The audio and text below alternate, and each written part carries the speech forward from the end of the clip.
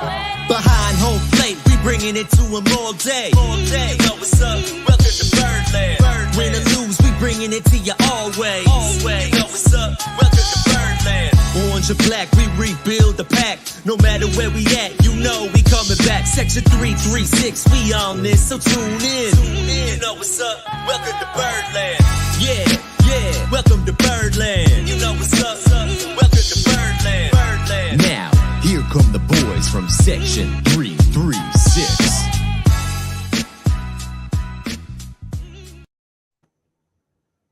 Ladies and gentlemen, boys and girls, Baltimore sports fans of all ages, welcome to Section 336, next generation of Baltimore sports talk. I am your endearingly stunning host, Matt Sroka. And as always, I'm joined by a guy who waved the white flag when we traded Trey Mancini, the button lover Josh Roca. I did not do that at all. Oh, that was Mike Elias. Never mind. Who was the reporter? There were a couple national reporters saying, "Oh, the Orioles chose to not be buyers. That means they're sellers, and they gave up at the trade deadline."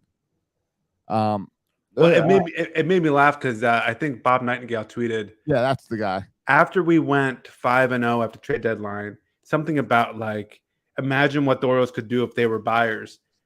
We would probably not do better than 5-0. Right, exactly. So yeah, next same boat. But hey, here we are, 58 and 52, tied for the wild card. Josh, tied for the wild card. Who would have ever imagined? Us? Oh, I think I did. I gotta go back and look at it. We were 16-9 in June, I think was the record. I mean, in July. I think I might have nailed that on my bold prediction. I gotta go back and check that. I think I might have nailed that exact number. Got a strong June. I don't know about that. I don't remember the strong July. I tell you what, we did not predict was the Orioles taking the first two and winning the series against the Blue Jays this week. Yeah, that's in what felt like, right, the first games in a while that really mattered, like the Reds and the Pirates, like those were important games. But this felt like, okay, hey, we're legit. Here we go. And we came out gangbusters against them. No, taking the series against the Blue Jays, that's the coming out party for like national media to start paying attention and saying that something's going on with the Orioles. We might not be able to say what it is, and we're still going to poo-poo the Orioles because it's Peter Angelos' team, but something's going on. Let's pay attention because the Orioles are quickly becoming the feel-good story of the year of the summer. Yeah, I got a couple analogies I'm going to drop in this episode because I just been thinking about the Orioles so much. Here's my first analogy. I feel this is very similar to, very, very similar to about 7 months ago when my daughter Flora was born. And Flora came a week early, totally shocked me. I was expecting it to come in a week. I know these things could happen. Like I know theoretically it could come a week early. But in my mind, I didn't have lesson plans ready. I didn't have anything prepared. I was given a big presentation that next day. Like I was not prepared at all. And when she said she was like, going into labor, I was shocked. I couldn't believe it. I was excited and happy about it. But mentally, I was just emotionally, I was not ready to deal with it yet because I thought I had a week to mentally prepare myself. Right. I don't really need a week. I need a couple of days. I feel the same with the Orioles season, Josh. I feel a little bit ambushed by the Orioles mentally, emotionally, financially. I am not prepared to invest in this playoff run in this wild card. I'm still mentally trying to wrap my head around things. We have been 2023 World Series champs since 2019. We've been selling that shirt on our website, and it's been a slow burn. Yep. But you know when it's uppicked? The past month. The past month, people are coming on the bandwagon. They're seeing what we've been about. We've been pushing. We called this date a while ago. The problem is 2022 is looking really good, and we didn't see it coming. They are here a year early, and with none of the prospects that we thought that get them here, which is also kind of what makes this team fun. Is you can't look and say, well, it's because they have this ace that gets them through it. Oh no, it's because they've got this big bat. I guess you can point to Adley, and Adley's probably going to end up as the MVO for this season, but that's one of the things I made some lists is we got to talk about kind of what makes this team special and why they're here in 2022 doing this, because it's earlier than us predicting 2023. People made fun of us saying it's way too early. Right. We're And here 2024, we're, 2025, Yeah. pandemic year, gonna put you a year behind. Right, Yeah. exactly. But Yeah.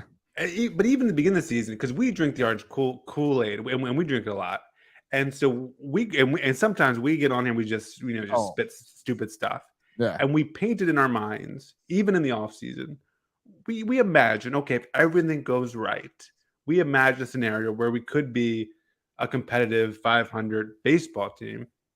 But what, like you said, the shocking thing is not everything has gone right. Our two top pitchers has been out for the year. I actually think we have been remarkably healthy position player wise, right? I think it's amazing that Santander, Hayes, Mullins, all these guys have played the entire season. I think it's pretty incredible. But to lose every kind of scenario you had was kind of being led by Grayson Rodriguez, DL Hall coming up, pitching alongside John Means. To me, the most shocking thing is, and I can't get past it, our rotation still, I mean, even now with Wells out, we're throwing out Voth, a guy who was DFA'd not like 2 or 3 years ago, and we fixed him, was DFA'd a couple months ago by the Nationals because he had ERA of 12. And now he's pitching well for us. Watkins, right? A guy who was, how old was Watkins? He's probably 30, a journeyman minor leaguer, right? Terrible ERA last year. Figured it out. I mean, these are all, ask any non-Oriole fan to name one pitcher in our starting rotation, and I doubt they'll be able to do it. To me, that's the most remarkable thing. The bullpen's remarkable, but to me, it's the rotation. Ask any of these guys who are any of these new Oriole fans, now that the Nats are crap, we've got the guys in Washington coming back saying, oh, I was lifelong Orioles fan. Josh, I heard the thing that on the Tony Kornheiser show yesterday. It made me so happy. You appreciate this because they're talking about selling, because the Nats team is for sale. They're selling the Nats. Yeah.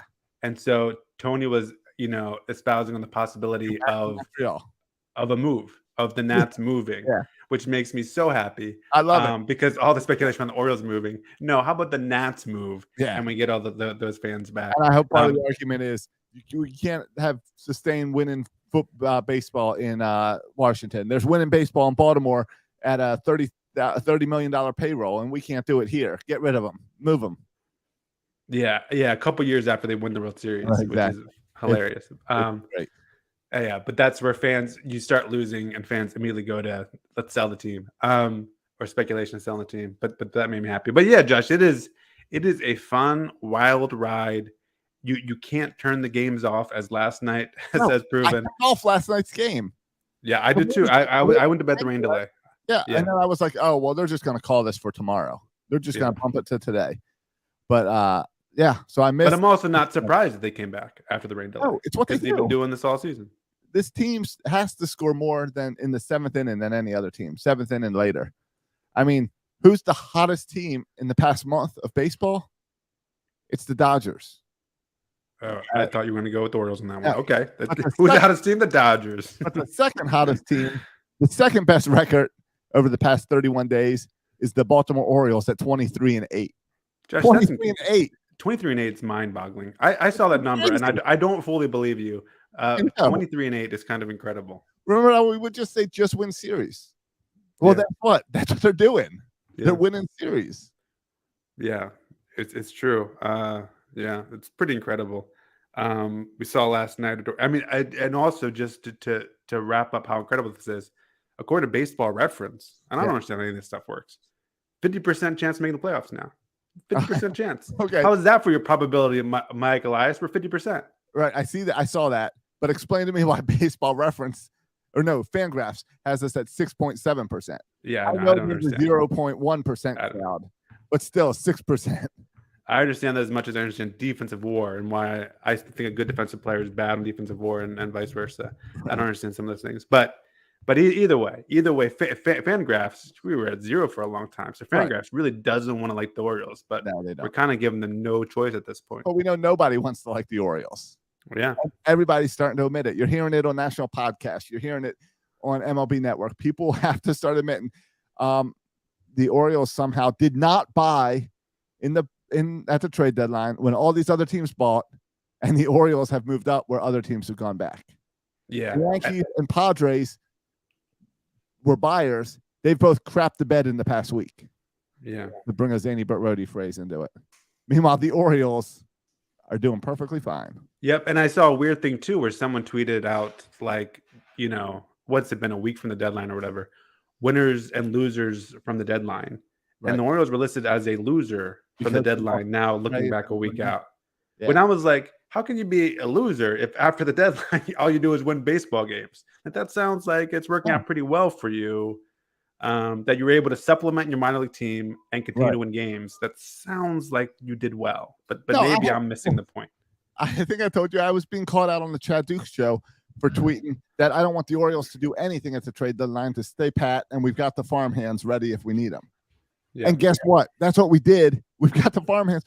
We got a bunch of guys ready to come up, but I don't know if you bring them up because of the chemistry of this team. This team is fun to watch right now. Even Odor batting under 200. Have you seen a clutch performance like yesterday? We've seen it a couple times with him. Yep. And yeah, Odor has just been a fascinating guy. I feel like every time we all trash him and say he shouldn't be on the team, he does this. Yeah. Every time he has big screw ups, errors, base running issues, he gets the game tie-in or game winning home run. Yeah. I don't know. Do all the screw ups, are they all forgiven because you've hit a couple game winning home runs? I guess so. I don't know. I don't know. I still, and my argument has always been not DFA. I was never been pro DFA Odor, but my argument has always been he should be a bench player. He's the guy you want coming off the bench in those clutch spots. And I agree with that. I do not want a DFA Odor. I think Odor has something special with the chemistry, and you see that from like the Gatorade dump and stuff yesterday. The players love Odor, so I would not DFA Odor, but a bench spot and key moments. I bet he would be a great pinch hitter because he's shown in clutch moments that he can step up. And I'm already looking forward to next year when the Orioles re-sign Odor and fans lose their minds. I'm already excited about that. Odor does not belong on this team next year. Okay. But I want him for the whole season. Yeah. I mean, I think the other interesting thing about Odor is I'm done. I can't even, Josh. I used to watch, the AAA, the whatever, the MILB app for all the updates on the players. And I used to be excited to see On the Verge post a video of someone hitting a home run. No, it doesn't. I'm at the point where it doesn't excite me anymore. It makes me. It annoys me. It annoys me that Kyle Stowers, is hitting 20 home runs. That Westberg is batting 300, and I'm still watching Odor at second base every day, batting fifth. It just annoys me now. So I'm done. I'm done watching that, and just tell me when they call them up. Right. The problem is figuring out how you call them up. And who you send down, how you make room on this team until rosters expand, which then only lets you bring up like two more of them. Yeah, I mean, I think your chemistry argument might hold some water, but then you think, well, it probably doesn't help chemistry to trade Trey Mancini or help chemistry to trade Jorge Lopez. Yes, but the question is, how much do you mess with things before it does affect things? Yeah. I mean, certainly I don't think you should DFA Odor, but I don't think your chemistry would be hurting by bringing up an exciting young player. I don't think that hurts chemistry. Right. But I also think, with Odor, I want him on this team. I don't want to DFA him. But there's also hey, you've been in these clutch situations and you've won games for us, but we were in those situations because of you. The game didn't need to be close. Yeah, exactly. We would have won without that clutch moment. Right. It does, though. It reminds me a little bit of, and I mean, this is going to be interesting, right? Because Hyde's getting a lot of criticism, but also Hyde's going to, if this continues, he's going to win Manager of the Year. So you can't be too critical. But it reminds you a little bit of Buck Showalter, right? Liking his guys and sticking with his guys, not letting, a rough week, month, or an entire season or entire couple seasons change how he views the player. And it does. I think there's something encouraging, Josh, about a team that's so analytically driven, that's so kind of beholden to the numbers, recognizing and saying, hey, chemistry matters. Odor is a glue guy, chemistry guy, and that matters. And maybe we can't quantify it. And maybe Odor has bad defensive WAR numbers, and maybe he's bad under 200. But there's something about this guy, something kind of intangible that kind of lifts our team and helps us play better baseball. And I appreciate that. Yeah, we've talked before about how Mike Elias, Sigma Dell, these are Excel guys, computer guys. They're looking at the spreadsheets and the charts. The fact that Odor is still on this team means they're not fully working on spreadsheets and charts. Yeah. There is still a baseball eye and a magic eye. Yeah, and a person to person. I think we saw that more. And I don't know if we want to get into the Mike Elias quotes, but Mike Elias actually kind of the Orioles were away when all the trades happened. And he flew out to Texas. He flew out there, had conversations, one on conversations with players, talked to minor league guys, talked to DL Hall about how he was doing, and that kind of Orioles had his back. So pretty cool, Josh. I don't think that's a Dan Duquette move, right? I think just flying out and having conversations with players about the same team. Josh, there might also have been a little bit of, we talked about the quote last week. Mancini negotiation? About how the probability of making the playoffs, there was not the probability was not there. And so maybe this also was a little bit of cleanup saying, hey guys, I still believe in you. I know I said that quote, but I still want us to win. I still believe we can win. So maybe a little PR cleanup as well. You don't think they have a cardboard cutout of Mike Elias in the locker room? I think this was an effort to make that off him each win. No, I think he went there to make sure they weren't making that cardboard cutout. I think he went there to talk to Trey Mancini and say, look, you understand we got to trade you. But well, at this point, Trey's already gone, right? And Lopez is already gone. This is after the trades where he flew down. Oh, yeah, right. It was right after. Yeah. But he did say, and again, this is encouraging. He said he talked to, here's his quote. I have all the quotes here. I got all the quotes from Mike Elias. There's one quote we all care about. I know. And I got some quotes that will make me a little more concerned about that quote too. Okay. But here's the quote about him flying there. He said, so I came here. I hadn't been with the team for a while. It's not ideal when your teams are on the road during trade deadline, but that's the luck of the draw. And you can't bring the whole front office to a hotel room. There's just too many people involved at the trade deadline. So we stayed set up in Baltimore. I was able to talk to Trey and Jorge on video the last couple of days, but I want to talk to some of these guys in person and watch the team play. So I appreciate that. Both also keeping Trey and Jorge in the loop. I always hate stories where like these guys who've been with the organization find out on Twitter that they're traded, right? Like those are always ugly stories. So I appreciate them keeping those players in the loop. Yep. Any type of you want good relations between the business side and the ball side. Right. And that shows that Mike Elias kind of used them as, human beings, right? Not as numbers on a spreadsheet. And I know even for me, right, I've always appreciated bosses and supervisors who like treat me as a person and like are transparent and say like, here's what's going on. As opposed to we've all had those bosses and supervisors who like say nothing to you, right? Who want nothing to do with you, who just kind of ignore you and just want you to do your job. And I appreciate the latter. It seems like Mike Elias is he's got a lot going on, but taking the time to also say, hey, listen, have these conversations and say, we're watching, we know what's going on, we support you, all that stuff I think is important. And I'm glad Mike Elias did it. I think it says a lot about him and this organization. Right. I agree. I like it. All right. You want to get to the quote? Sure. Can I say one other comment about trading Jorge and Trey? This is my other analogy I was thinking of. I think I was in like middle school, maybe 7th grade, Josh. Okay. My friends and I, we love to play the classic board games. Risk was a popular game amongst, Jimmy, Paul, and I would like to play Risk, a game of world domination played by a couple of idiots. Anyway, I remember one time we played with Emily's dad, my wife's dad. We played Risk with him. And it was the first time I saw someone do this where he put all his soldiers in kind of one area. And then we would always kind of spread our guys out. The more you can spread out, the greater chance to control more countries. Right. But that's a terrible strategy because then you're too thin and you can't take over anything. You just slowly get picked off. It's a strategy to condense all your men in one country. And then when you're ready, when you get enough soldiers in that one country, you spread out. See, my plan of Risk, I was lucky if I got Australia. And then I saw this old guy play, and he took not that old Chris. I saw him take out whole continents in one turn because he had all his soldiers in one country. Do you know Risk, Josh? Do you know what I'm talking about? Yeah. So you're saying that Mike Elias has gathered all these parts in the minors and prepped everyone so that next year we're taking on the American League. Yes, and this was a crucial turn, Josh, in the my Risk analogy, because he could have went and kind of gone all in and tried to take over, and maybe he would have gotten South America, and maybe he would have gotten part of Africa. But he said, you know what? I'm going to trade in my cards. I'm going to get some more soldiers, and next turn is when I'm going to unleash. And so, yeah, 2023 is when he's going to unleash his army. Yeah, on the American League. Picking up some new cards this offseason.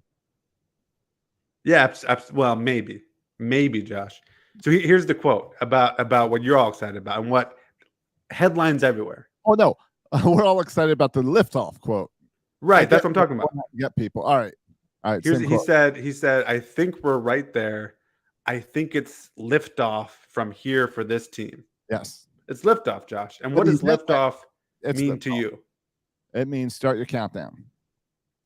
It means, come on, I'm down here like an hour and a half from Cape Canaveral, where all those rockets are. I know what it means is you do your little 30-second countdown. The rocket shoots up, and then everybody on the East Coast can see that rocket up in the sky. Yeah. So it means these Orioles are about to blast off, and everyone's going to be paying attention. Do you know what I did after I saw that quote, Josh? What?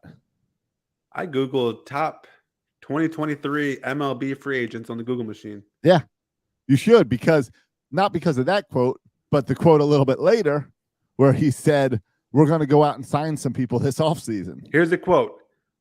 We're going to be signing players this winter. I'm very excited about it. Now, that's exciting. If I could play devil's advocate here, Josh, just for a minute. Yeah. He signed guys in past off seasons. Miles, that's not, but he hasn't said that in the same context as liftoff. All right, but can I tell you what he said right after liftoff? What? No one's talking about this quote. He said, we've got a program running where we bring players in, we see something we like, we give them information, we coach them up.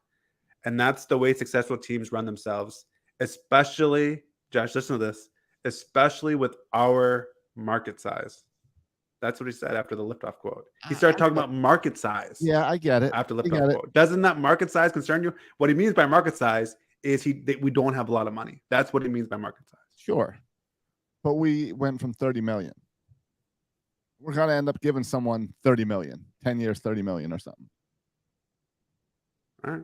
We're going to give a guy some money, and we're going to bring in a starting pitcher. So who are better? Did you look up who the top free agents are? Yeah, I looked them up. Which one did you flag for the Orioles? Well, I've always been. We've been saying Correa guy. Right. I've been a Correa guy. Yeah. Trey Turner feels like a good fallback option if Correa doesn't. I like Turner's positional flexibility, which I think would be great for this team. I know you, and I don't want to spend this whole episode because we got the whole offseason to talk about, and we got this team to talk about. I got some more quotes about Rodriguez and other things. But yeah, I mean, I think what this team needs is another starting pitcher, and I think what this team needs is and I heard some people say, and I get the argument, right, that we don't need to make any additions on offense. We got Gunnar Henderson coming. We already got a good offense. Yeah, Henderson can play second. Mateo short. Urias third. We got Westberg after that, and I get that argument, but I think that would make us a top 12 offense. I want elite, great offensive players. Don't tell me that you can't find a spot to put Carlos Correa or Trey Turner on this infield. Don't tell me that because we're going up against the Yankees and the Blue Jays, and the Red Sox will spend a bunch of money this offseason. And I get we have great players, and if we need to ship off Urias and get rid of him, whatever, to make room, Correa or Turner would be an upgrade. There's no doubt. Yep. And that's the thing. I know we all love Urias and we love Mateo, and they're part of what makes this team special this year. Yeah. But that doesn't mean they're part of the future. Yes. But I would still rather have Correa than Mateo. I would prefer Mateo as a super utility infielder. Yep. And Correa as an everyday infielder. Yep.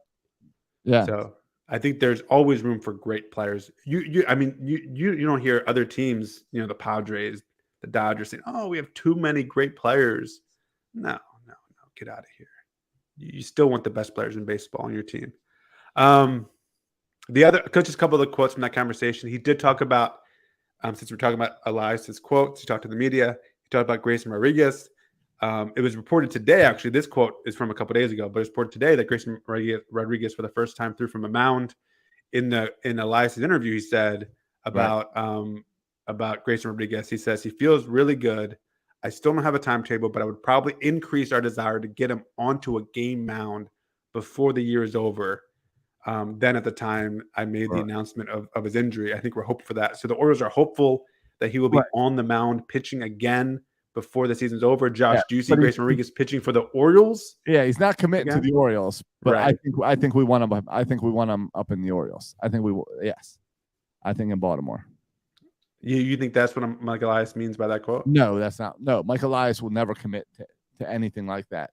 But I think, yes, he would like him up in Baltimore, but he purposely didn't say for the Orioles. Well, but Mike Elias is known to say things like, but he could be here any moment. We're looking at it. He could be here any moment. He could, turn around. He could be there on the major league team. Exactly. Yeah, Mike Elias loves to make us think. That's what he said about Stowers. Stowers, we're watching it.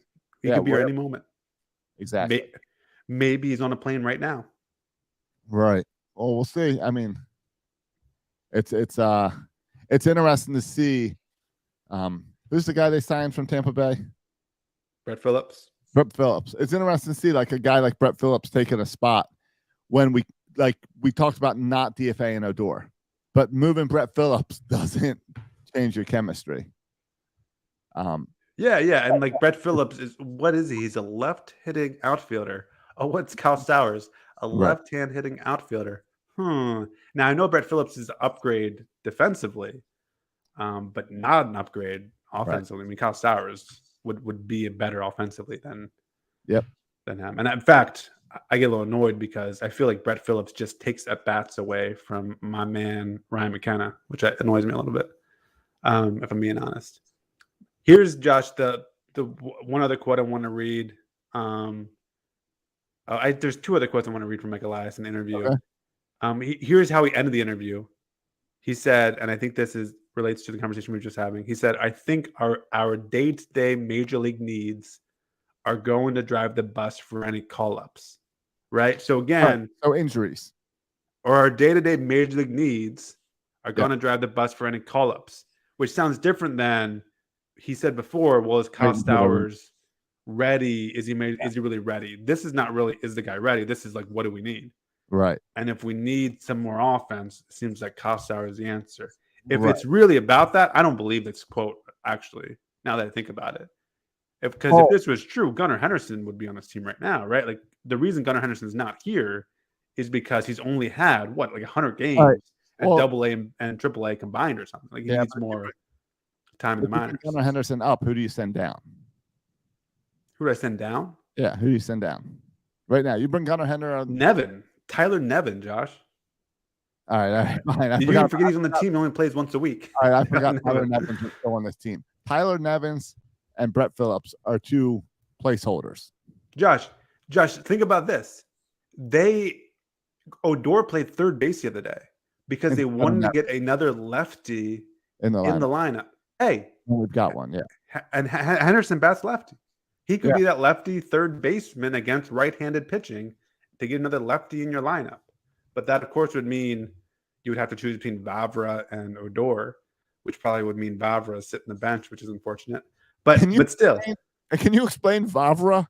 I know we got him in the Mikael Givens trade, but he hasn't been on anyone's radar, and he's having some great at-bats. Yeah, I mean, I don't think it's fair he hasn't been on anyone's radar. He was hitting over 300 at Norfolk. Okay. And he is. I don't know where he lines in our top prospect rankings. You're right. He's not like a top 10 prospect.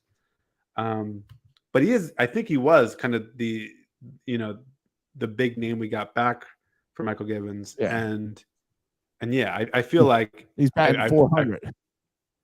I mean, he's been great. And he, I feel like, is a good addition to this team. I feel like we have just a bunch of different type of hitters, right? Like we have Adley Rutschman, who just has the greatest baseball eye, and there is. And then you have, Mountcastle, Smith, everything. And then you have a guy like Vavra, who is somewhere in between. He doesn't have, I don't think he's not a walk machine like Rutschman, but he's kind of this pesky hitter who makes you throw strikes, will foul a couple off, and then, will somehow get the ball over a shortstop for a single. Yeah, I mean, I feel like he's this pesky hitter that our team needs. His last 20 at bats, he has 8 hits and 4 walks. Yeah, like you got to put him in the lineup. So he's got more walks than strikeouts for a guy that doesn't get walks a lot. Yeah. I mean, you have to put him in the lineup. He's a pesky hitter. And I think Ben McDonald talked about this a lot. I think it's so true. For a rookie who's just being caught up and make his major league debut, he knows who he is. He's not trying to do too much. He knows he's kind of this kind of pesky, annoying little hitter. He's going to make you throw pitches, and he's going to try to get on base. And just so pleased with the Vavra development. That's been, I think, a good story about our recent successes, the bringing up of Vavra, and hopefully it bodes well for other guys too, that they can, because you worry a little bit, Josh. And what happened when Adley was caught up? He struggled at first, right? Yeah, for about 2 weeks, 3 weeks. Yeah. So do you want to bring up Gunnar in September, for the playoff push? I think that's part of the discussion. Have him struggle a little bit first. You don't really want that. Struggle if you don't need him and you've got guys in these positions that are competent. Right. I think that's definitely yeah. But Vavra didn't struggle, right? But Vavra jumped right in and contributed from day one. So it could go either way. Yeah, and like you said, we've been lucky on that injury side. And it might be something like that where a soft injury, small injury that forces the hand, forces DL Hall to get the call up. Yeah, I think it's remarkable. The health of our position players have been remarkable. I mean, we're going against other teams who've been suffered from those injuries. And we just haven't had the injuries, at least with the position players. A couple pitching injuries have been hurt, but not the position players. Right. But yeah. Oh, the one last quote I wanted to read real quick. This is a little bit different. This is from this is about the trade from Jorge Lopez, like why you trade Jorge Lopez. And I just thought this was an important quote to read because it shows how Mike Elias kind of values certain players. And we both talked about the Jorge Lopez trade, saying, you know what, I don't think we got much for him. It seems like we got a lot more for Trey, and Jorge had the years of control. Yeah. Here's Mike Elias explaining why he traded Jorge Lopez. And then this might lead into a good discussion about our new closer.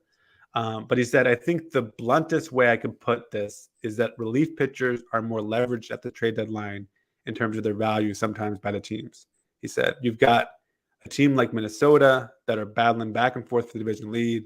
They need bullpen help. We've got a tremendous bullpen and a deep bullpen, and guys that can step in. And if we're able to get four pitching prospects, particularly Cade Povich is somebody that we're very, very high on internally, and think we got a possible front end of a rotation starter and a guy that's going to be in the mid minors here before the end of the year. Josh, that stuck out to me because it's so rare to find a front end. I mean, we're talking about a 1 or a 2 starter. That's DL Hall, Grayson Rodriguez territory. There, I don't know if there's anyone else. Maybe the new Seth Johnson we just got from Tampa Bay, but I don't know if anyone else fits that bill as a front of the rotation starter. And he's not projected like that. He's a number 29 prospect. I think number 26 on our MLB pipeline. For the Orioles, he's our 26th best prospect. But Mike Elias clearly thinks he's one of our top pitching prospects. And that's where he's putting him. So I think that explains a little bit the Jorge Lopez trade, that he just loves this kid, Cade Povich, who, by the way, in his first start, I don't know if you saw this at Aberdeen, 7 innings, 1 hit ball, 8 strikeouts. So a pretty good start for him with the Orioles. No, it's exciting that we have what's going on here, and we still have guys in the farm system. Normally, it's unbelievable how many guys we have in the farm system to be excited for while this team's playing great baseball. It's pretty amazing. I don't know. Maybe it's happened before. But Josh, the fact that Baseball America had Adley Rutschman as number 1 prospect. They just announced with all the draft picks the new, the updated list of top prospects. Gunnar Henderson is number 1 now. I mean, have you ever had a team who had 2 guys as number 1 prospects from the same draft, right? It was they came from the same draft, Adley and Gunnar, both now number 1 picks, both kind of on the same team. It's kind of wild. So it's almost like we don't miss a beat with Adley's promotion as far as our farm system rankings, because Gunnar just takes his space, and now we have to take Gunnar's space. You could argue, Jackson Holliday comes in and takes his spot, and so it's almost like we don't even miss a beat, even when we call up our top prospect. So yeah, that's great. Mike Elias had nothing but good things to say about kind of the state of the Orioles, and it does feel like we could not be in a healthier place. This is just a really good time to be an Orioles fan, because the current team is good and the future is nothing but bright with all these top prospects. Yeah, it is. It's exciting. And I guess, so with those prospects, I don't know. Do you think we see any? I'm done with the whole, I was looking and I was trying to read the CBA to see if that would change anything with how prospects are pulled up. And I noticed the whole 45-day limit, that now you're no longer called a rookie after 45 days. Right. I was looking, that would be something where like 2 weeks from now, basically, if you're ending the October 5th, where in previous CBAs, in previous CBAs, September didn't count. September 1st, yeah. Where now September does count in there. So I wonder if that affects Mike Elias and being like, hey, we want these guys as rookies next year. We don't really need them in the majors right now. We're doing fine. But if 2 weeks from now, we're like, you know what? We're still in this wild card slot. We now have the lead wild card slot, and Gunnar Henderson would really help this team out if he gets the call then.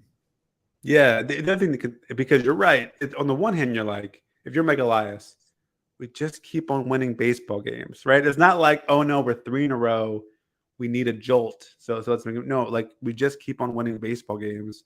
So if it's not broke, right? Why go and try to fix it? Right. The other factor that I don't know how much is, I don't know how big of a deal this is, but these prospects aren't on the 40-man, right? So you'd have to make room. DL Hall is. Don't we have 2 slots right now? I think we have 1 slot. I think there's 39 guys now on the 40-man. And so you have to make a decision about, and then the thing is, not just, especially with a guy like Gunnar Henderson, if you put him on the 40-man now, like you can't take him off the 40-man. Like he's stuck on the 40-man. And so you start thinking about this offseason and the Rule 5 draft. Oh, I need to get these players on the Rule 5 draft because there's a bunch of players coming up. I don't have the list in front of me, but there's a bunch of players coming up that are going to be protected in the Rule 5 draft by being added to the 40-man. And Gunnar Henderson is not one of those guys. He's not on the Rule 5. He's too young. But now he's going to be taking up a 40-man roster spot from a guy who you need to bring up. So that's actually why I've come around and think I don't think Gunnar's going to get caught up, just because I don't think the whole off season they want him taking up a 40-man roster spot. Right. Unless they really need him, and I don't see them feeling an urgency to call him up at this point. No, I feel like for those guys, it's injury. Injury is what would get those guys moved. Yeah, I tend to agree, because it's kind of, you can easily lean on that. Everything's working fine as is. Let's not mess with it.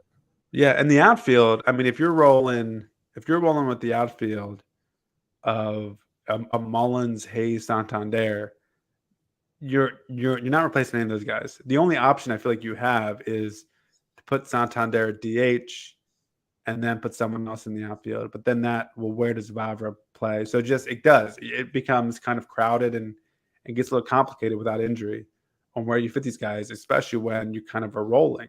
Yeah, you're rolling pretty well here. So why push any unnecessary buttons? Why try to do too much, right? This is almost one of those cases where I don't know exactly why it's working, but let me not mess with it. Let's just let it ride out and see if we can keep this thing going. Where so far they keep it going. Right, exactly. I mean, it's one of those things where it's like I don't know. Is it chemistry? But it's also like, I don't know how you are in Georgia, but down here in Florida, I've got people talking to me about the Orioles, partially because I have an Orioles tattoo, so everyone clearly knows I'm an Orioles fan, but I'm also always wearing an Orioles hat or something.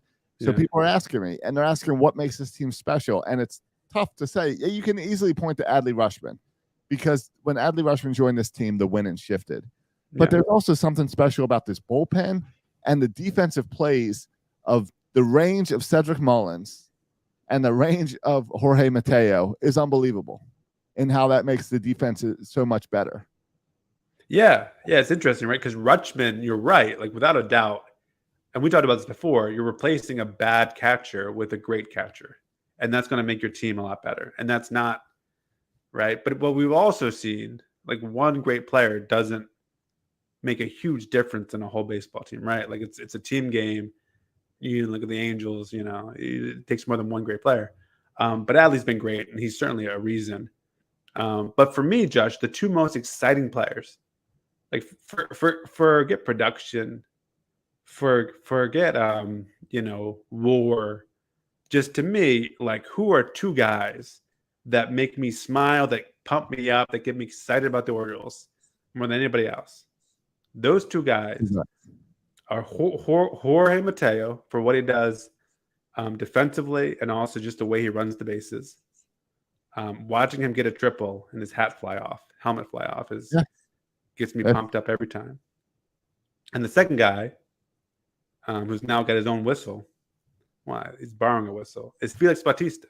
Felix Bautista is much watched television, and I know I'm going to watch him, and I'm going to get on Twitter later. He's going to be on that ninja thing on Twitter video too that has all the pitching ninja that has all the sickest pitchers. And so Felix Bautista, his development as this massive human being who is still listed on MLB The Show as being like 180 pounds, but this massive human being who's the baseball looks like a golf ball in his hand, throwing 102 miles per hour with the six splitter, his development. And now all of a sudden, Josh, you add what happened yesterday with the Omar's coming. You add the whistle. Yeah. And then you add the lights. I'm not there. I'm suffering from some FOMO here, but it's pretty exciting. No, that was exciting. It reminds me of Zach Britton and yeah, sure, yeah. He hit the lights too. That's the last guy got the lights. Once he got his intro music, it's like, oh, he's set, and it adds a little mystique to just the whole Orioles magic and the magic of that ballpark to do the stroll and I'm Felix Bautista. We all watched the video. He didn't run down center field. He took his time. Oh, he waited to open the door until the whistling was done. Yeah, he timed it. He knew what was going on. I think he needs to watch a little bit more of Omar, and I think if he can time his little walk right down center field to around the same pace as Omar down the street, we got something. Yeah, and I would love the Orioles to get him a custom like big trench coat. Like, you know how they've got the pitch and warm-up coats where they'll just have him wear a trench coat. I want him wearing a trench coat down as he walks in, and then he hands it off. I think go all in with it. It was fun that the Ravens did the Omar whistle last year. Yeah. But it is for Lamar, perfect for Felix Bautista, this big guy coming out of center field. Yeah, because he's also just naturally an intimidating dude, and that's the whole point of the song, right? You're supposed to get nervous that Omar's coming. It's intimidating. It is. Everybody run, and here's this huge pitcher throwing 102 miles per hour. It adds to the intimidation. I'm intimidated by Bautista, and the music doesn't help me be any less intimidated. It is the best. It was last week. Was it the Mets who had like a cool intro? Yeah, Edwin Diaz. Yeah, for the Mets. Everyone was all hyped about it. And suddenly the Orioles just blew that away. Yeah. And the only thing the Orioles screwed up is they did not have a good, professionally put together video of the entrance. Like it was all the videos you're watching are like cell phone videos. Yeah. And that was the second game. The whistle came the first game and no one knew, so no one had their cell phones out. Oh, it happened 2 days ago. I didn't realize that part. Yeah, not all the lights. The lights were new yesterday, but 2 days ago they did the whistle. I mean, with the comeback and everything, the whistle was just perfect yesterday. And it's perfect. Yesterday is right up there with the 13-inning game. Both, that's the one that Odor walked off. Yeah. As far as for me, kind of the top games of the season. Yeah, and beating Garrett Cole. There's just been so many. I mean, this is the type of season where you got to make a why not video of. There's just been so many incredible comeback games that you thought, oh no, the Orioles are not winning this one, and somehow they find a way. It is starting to feel like 2012. You know, like I'm not ready to give it the whole mystique of the why not year. But 2012 is as close we got. Those buckle up birds. There's just something special going on. Yeah, but wasn't just there, and it's hard to go back and think about your mindset at 2012. It was so exciting to just be winning again, but it was always also you felt like there wasn't a huge window, right? Like your confidence for re-signing Manny wasn't very high, was never very, very, very high. And you felt like you're kind of putting this together with Bud Norris and Tommy Hunter. You're putting this together with chewing gum and it's not built to sustain. It's not built to last. You always had a kind of a bottom half farm system, but somehow you figured out a way, to get these guys playing well. Yeah. And you did have big guys like Chris Davis and stuff, who again, even with Chris Davis, kind of flashing in the pan though, and then struggled. Where this team feels like it doesn't feel like it feels out of nowhere like 2012, but the difference is it feels like the beginning of something special that's going to last a long, long time. And I don't know if we felt like that for 2012. For 2012, it was like, hurry, we got to win. Hurry, we got to win, because this thing is not going to last. And maybe I'm wrong. Maybe I'm misremembering that. But I kind of feel like that was a difference there. 2012 was right. We got to play. We're winning baseball. Let's sell everything. Get rid of the farm. Bring in more winning baseball. Yeah. And it was. This is liftoff. This is what you've been waiting for. This is the countdown. All the hard work came to this. Now let's go. Yeah, there's nothing. This is the loading the people into the rocket ship. We haven't even lifted off yet. Liftoff is coming. This is the countdown. This is the excitement, the fuel checks, all that. Yeah, that's a great point, because it also felt like 2012 was kind of like go. A very lucky. Yes. Where this feels like the culmination, the beginning of a combination of years of planning. Right? Yeah. Like this is years of Mike Elias messing with pitchers in the bullpen to fix Jorge Lopez and to find these other guys, find Jorge Mateo, like to find this team, to draft Adley Rutschman. That's the first thing Mike Elias did, was draft Adley.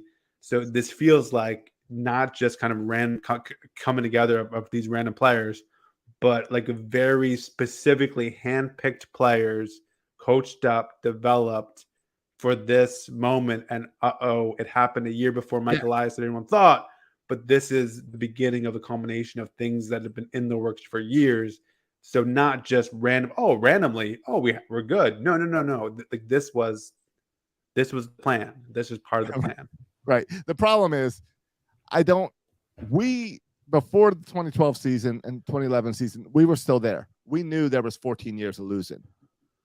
It was not like now where the beginning of the season, the whole beginning of the off season, beginning of the baseball season, the story was how the Orioles are bad for baseball. The Orioles are a laughingstock to baseball. The Orioles are just suck and aren't even trying to win. And here we are, lowest payroll in baseball, one of the best teams in baseball. Yeah. Oh, and we were pushing back against that narrative, Josh, right? And saying like, no, you're right, kind of, because you're not signing free agents.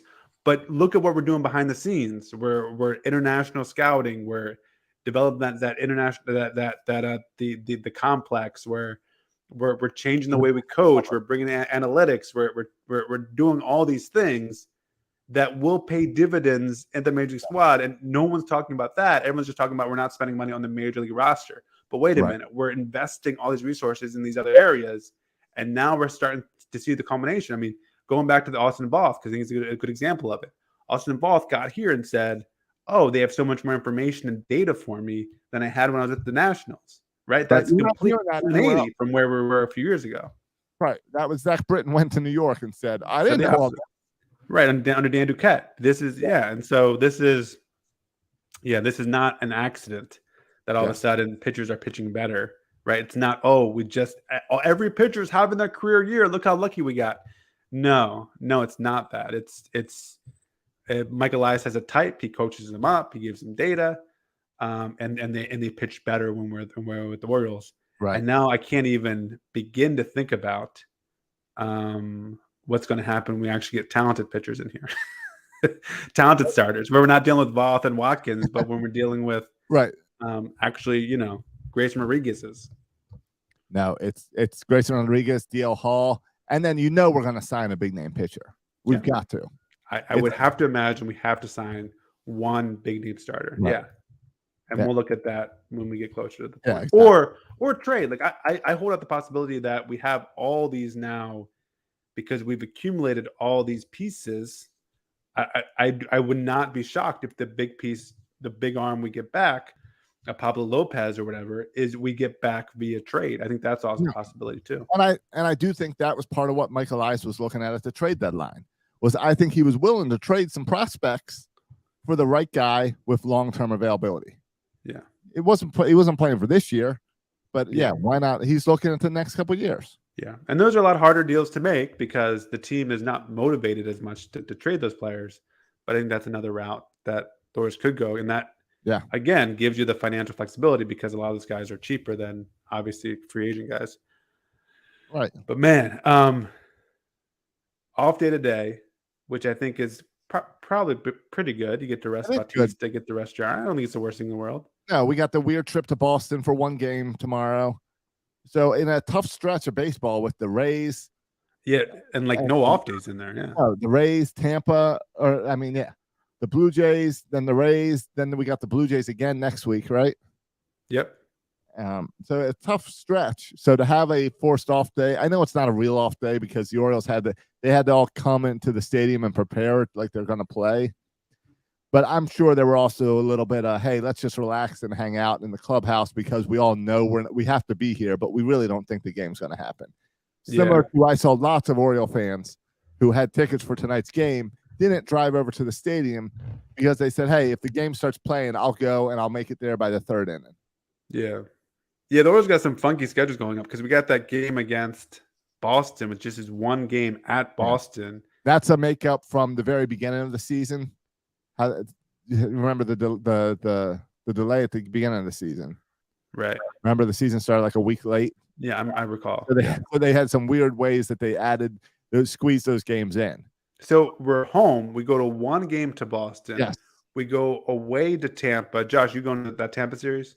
I'm going Friday, Saturday, and probably Sunday. The way the Birds are playing. Nice. Yeah.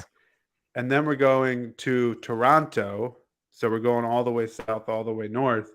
And then we're coming back home for a one game. Oh, it's a longer series, but our first game is just a one game series against the Cubs. So back-to-back Thursdays was just a one game series, which the Cubs is a makeup game, I believe, from a game that was rained out against the Cubs. Because if you remember, we swept them already in a one game. We swept them with the one game series, yeah. So that was already a weird 2-game series, right. And this Boston 1-game series is because if you look, the next time we're in Boston, it's a 4-game series, and there's no way they wanted to make that a 5-game series. Yeah. So we have this one weird 1 game. Yeah. I also, Josh, did you look at potential wild card matchups dates? Did you look at the dates? Yeah. Did you look at? Did you go on Southwest.com yet, Josh? No, because one of the probabilities is Tampa, that we go to Tampa and I drive across the state. Okay, fair enough.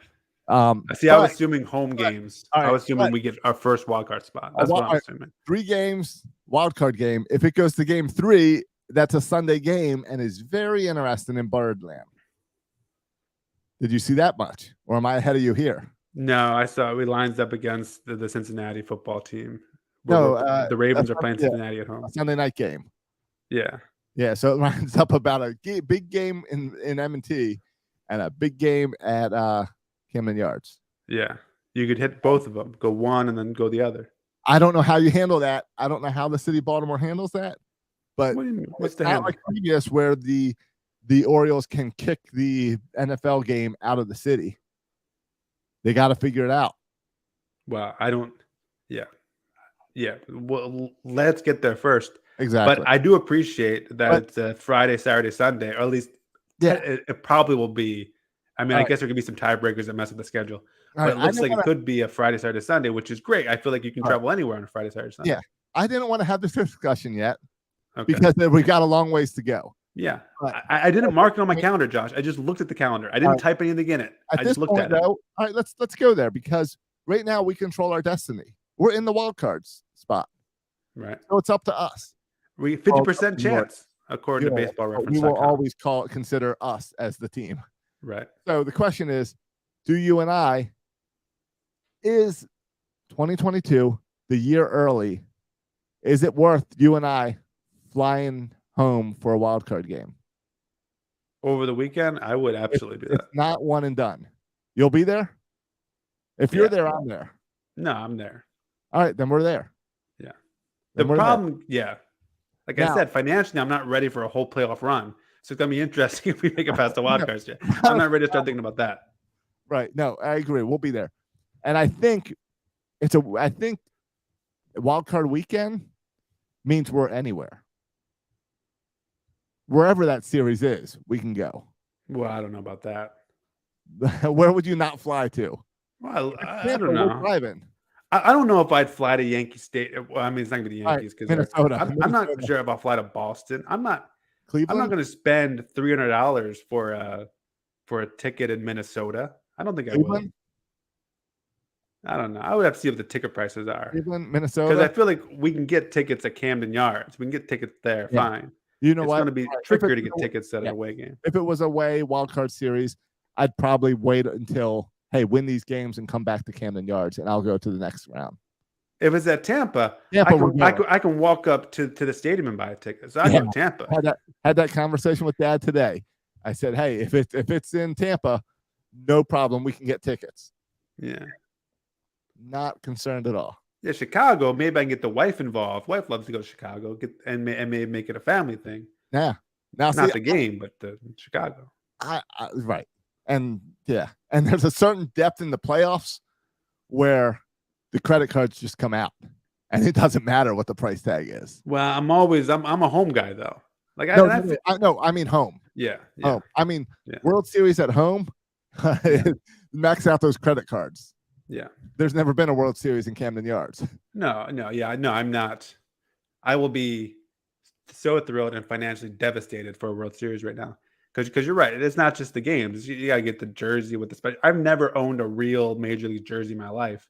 I would have to get a real Major League jersey. It's all this stupid stuff. I would spend thousands of dollars just on gear The most, and Orioles paraphernalia. yeah, I've never had a real NFL jersey until the Ravens went to the Super Bowl. Oh, absolutely. $150. Okay, give me that. Absolutely, it's absolutely true. My wife has no idea what's coming if the Orioles make the playoffs. Yeah, So exactly. yeah, but we'll cross that bridge when we come to it. Right. Good thing we have this podcast to make us money so we can afford all this stuff. Oh, we're working on it. Yeah. Which does remind me, as podcast listeners, we'll talk about the new shirts and stuff that are going up in a moment when we close out the show. But I will say right now, our Minute Media, when you listen to the podcast and you hear that Minute Media thing before the podcast, Right. which is really part of Fansided Network. It's why if you go to a Fansided website, which for the Orioles is Birdwatcher, Mhm. you will see section 336. Any article you click on about the Orioles over there, you will see section 336 right there for you to play. It's because we're part of the Fansided Network, and they're moving hosting stuff around on us this week. So next week's episode, if you don't see it, make sure you check your subscription to make sure. It should all translate normal and fine, but I'm giving you a warning now, just in case. The Orioles are getting excited. We're not going anywhere. Scotty just asked about the PS5s. We will get onto that. Yeah. I know it's been an hour, Matt. We're an hour in, Josh. I do need a PlayStation update though before we go. And all right. So where do I go? Oh, Because Scotty's right. This could be a win-win. If you can kind of resolve your PlayStation situation, it could resolve also our problem with having no money for playoff tickets. It could be a win-win. Here's the thing. I didn't plan on going live tonight. So there could be some consequences from me talking about this now. But I don't care. I'm going to go for it anyway. Okay. It hasn't stopped you in the past. It's a big update. Exactly. Yeah. I mean, And I think he's contacted you live show before, but okay. It's been 17, 18 months of me waiting, so I don't care. Yeah. Here's the news. Yeah. I have a PlayStation 5. You got one. I got one on Saturday morning. From your contact or no? I got one because a brand new Costco opened up across the street and they had a buttload of them. Oh. So I went over there and bought new ones. But that's not the breaking news. That's fine. I got a PS5. It's great. I love it. Good. We can play the show now together. Sounds good. Here's the breaking news. How I found out that Costco got those. I found out because in my old neighborhood, someone posted on the Facebook group a picture of the PlayStation pallet at Costco and tagged 3 other people saying, you, and you. Just a heads up, Costco has plenty of PlayStation 5s. You don't have to wait for the neighborhood scammer. This post was then screenshotted to me and texted to me because I'm not in that group. I then find out someone else texted you from the neighborhood who knew about your situation. Who knew about my situation. Saying, hey, listen, you're not alone. There's a support group. Right. Yeah. Well, and so he and I were talking because he got scammed too. I didn't realize that he got scammed too. He got scammed for lesser money than me. Oh, does scammer text every day to this guy too? He must send a lot of text messages to all these guys. Exactly. Anyway, I want to see his phone records. Yeah. Anyway, I'm sorry, is he calling you right now while we're talking? No, I was trying to get the latest numbers. Okay. Anyway, this expands and people start talking, and then suddenly I get invited to a Facebook group, and the Facebook group is called "So and So Scammed Me." Get out! I'm serious, and it is. It's this guy. It is now 18 people deep, all posting about how this same guy scammed them for pallets. So I'm just gonna pull this. Wow. Wow. Yeah. Wow. I think I had a big update. I really hope he's not watching. Because he still tells me that he's going to get me the systems and the money tomorrow and that he's not scamming me. Yeah. But he told me it every day for 18 months. And he want to give you the money back. So, and that part sounds like a scam. You want to give the money back. But, right. Yeah. So here's some of the posts. Promised to sell me PS5s, took $600 from me. Promised to get me an Xbox, took $500 from me. Oh, he does Xboxes too. $2,000 for some PS5s. $500 for some AirPods. How much does this go back for? Huh? Like when was this group created? Like, has this been going on for years? No, this week all this blew up. Oh, where this suddenly, week. Because of this one post among 2 people, everyone in the neighborhood started talking and saying, hey, he got me too. He got me too. And now this group came, and I'm looking at the names, and there's all these people I know that all live in his neighborhood. Money for AirPods, GPUs, a generator that he was supposed to have installed in a guy's house, laptops. It's crazy. It's a whole group about how this guy scammed it. It's 18 people deep, and it's all people that live in his neighborhood. I don't live in his neighborhood anymore because of the divorce, but everybody else in that list does. So the update is I'm not alone. He's been scamming other people, and it's thousands of dollars, and they're all getting together. One of the guys on this group. You guys got an action plan? Well, I don't want to give away any action plan because he could be listening. So don't give away any details. It doesn't matter. If the guy's watching live, he now knows about the group because the group was a secret. Right. But I don't care. It's too good. And I'm probably gonna have to avoid his calls if he was watching this live. Well, I think the scammer should recognize a scammer. Yeah, he should be confronted for this. This scammer has a lot of pissed off people. Yeah. And the guy who headed up the group got his money back, but it took a little over a year to get the money back. And he's still pissed. So he's happened to gathering all these people together. Yeah. The guy who got it. So this guy texted the scammer's wife and said, tell your husband to pay Josh his money, and said the amount. And so the scammer calls me today and goes, did you call my wife? And I said, no. He goes, why is my wife saying that I need to owe you this amount of money? And I said, well, you do. He said, but how's my wife find out? I've been hiding this from her. And I said, hey, the wife doesn't listen to the podcast. I was just finding out that you're saying that there's a whole bunch of people scammed. I just want this over between you and I. Give me the money, whatever, or the systems. I don't care. He's promising me the systems are going to be here at 9 a.m. tomorrow. I don't care. It's a whole mess. And I am just amazed that I am not alone, that there's 18 people that live in his neighborhood that he has done this to. Well, it's weird to do it to people, too, that you live right next to, and so many people Oh yeah, Like, yeah. over a few $100, you want to make enemies of every neighbor. Right. What's the end game here? No, and he's been hiding it all from his spouse. He I like, on one hand, I feel sorry for him. On the other hand, I don't at all, and it's a complete embarrassment. And it's like, it's like how does he not move? but there's no trickle down.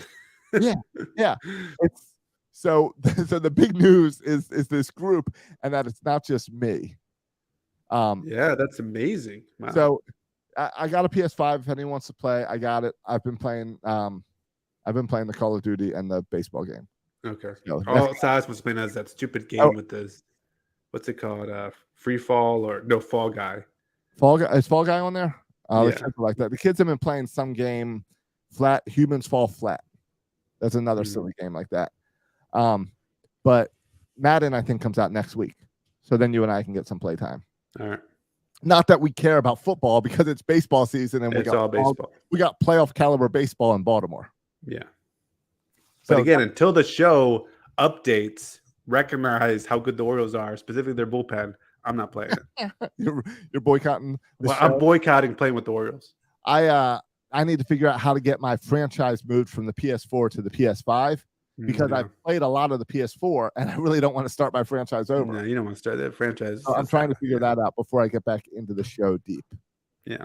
But that's the PlayStation update. All right. That was worth the wait. Thank you. Yeah. I hope you stuck around for the hour episode just to get to that. Yeah. But a whole bunch of shirts over on section336.com. So go over there, new shirts. Not sure if you noticed, there's a bunch of people, Matt, making Felix is coming shirts. I assume they are. Yeah, I'm sure they are. Yeah. There's some big players making them. Okay. I think they're all doing something wrong. So we're going to have one out this weekend. Okay. Taking a little bit more time, but we're going to do it right. They're all focused a little too much. Okay. So ours is going to be a little different and better. All right. I look forward to seeing if you're it. looking at a is coming shirt. But going over there, I love these new shirts that we just put out, our logo shirts. So make sure you go on over and get those. And now our new business card is on the shirts. Not sure if you can see that on the card, but I'm loving that print. And also, if you're out over in Tropicana Field this weekend, find me, tweet me, message us on Facebook, whatever, and come hang out. I'll be there Friday, Saturday, Sunday. All right. Sounds good. And this whole podcast has been so positive and upbeat. I'm not going to even mention the 2-star review we got. That makes me so angry. Hold on. Did we get a review? Yeah. He said, he said, header, turn off your ringer. I'm sure this is me.